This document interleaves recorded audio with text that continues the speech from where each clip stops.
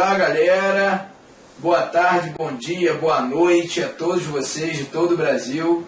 Sejam bem-vindos a mais uma aula aí de língua portuguesa. Hoje o tema que nós vamos abordar será tipos de predicado.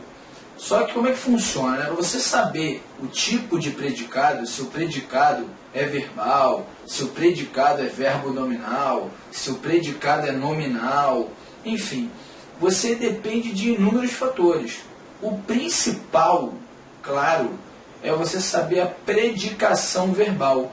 Que isso? Se o verbo é transitivo direto, transitivo indireto, intransitivo, transitivo direto e indireto ao mesmo tempo, se é um verbo de ligação, enfim, né? Vai ser com isso, basicamente, que nós vamos definir o tipo de predicado que nós estamos lá estudando e analisando na nossa querida sintaxe.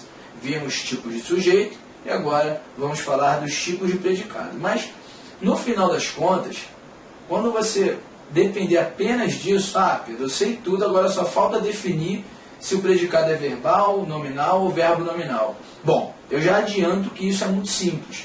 Só que a trajetória, o caminho que nós vamos percorrer não é tão simples assim. Você vai ter que ter uma base bacana para que consiga, né, analisar lá a classificação do predicado. Beleza? Bom, então vamos lá. Começando aí com o material.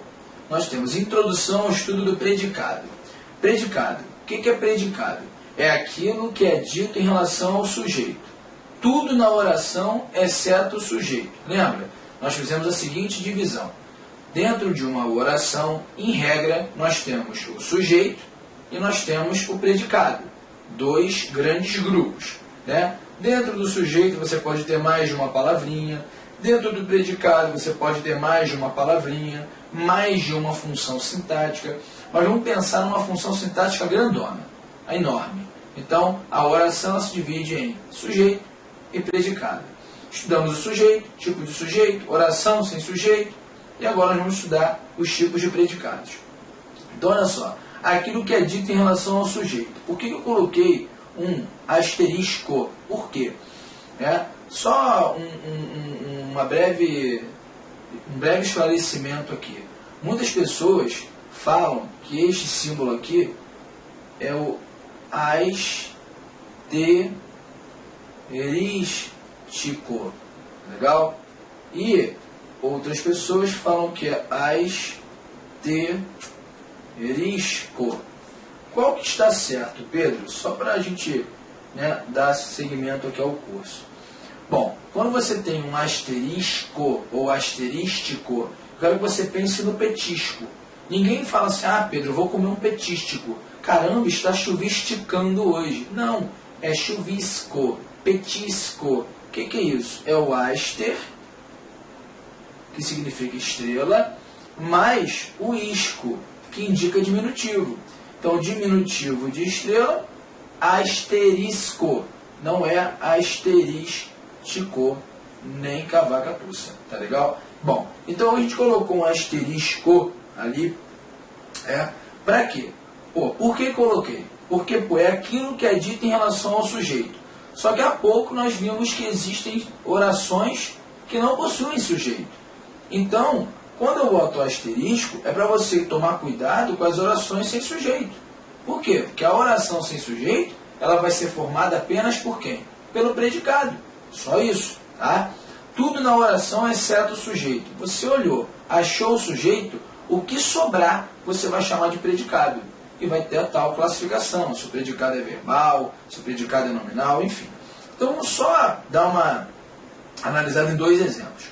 Paulo comprou um livro. Qual o sujeito? Paulo.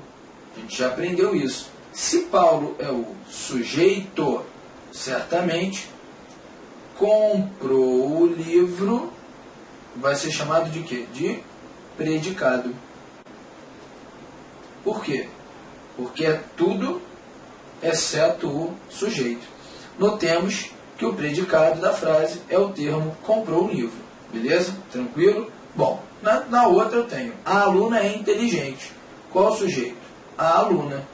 A aluna é o sujeito. Se eu fosse perguntar, você já está esperto, Qual é o núcleo do sujeito?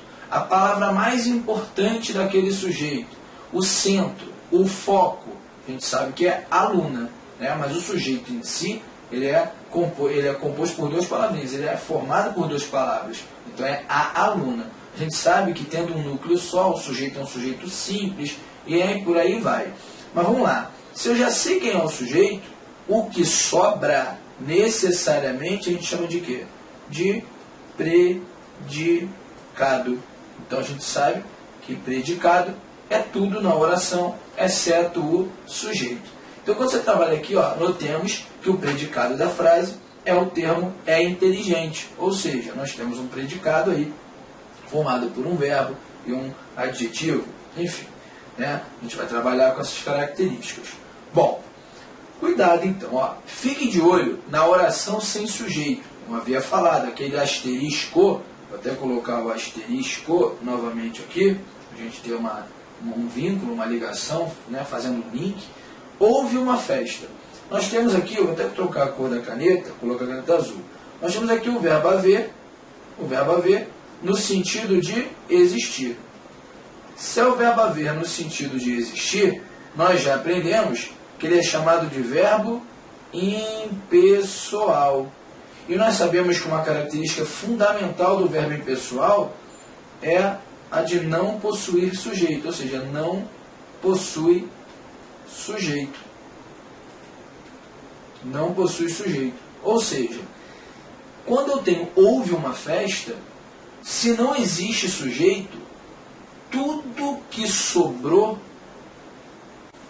exceto o sujeito, que já não existe, vai ser chamado de quê?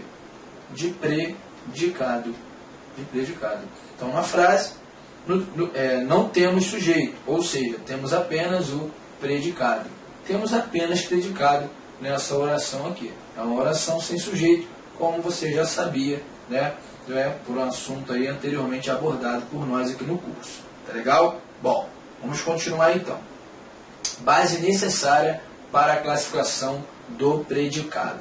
Então vou bater um papinho aqui sobre transitividade verbal.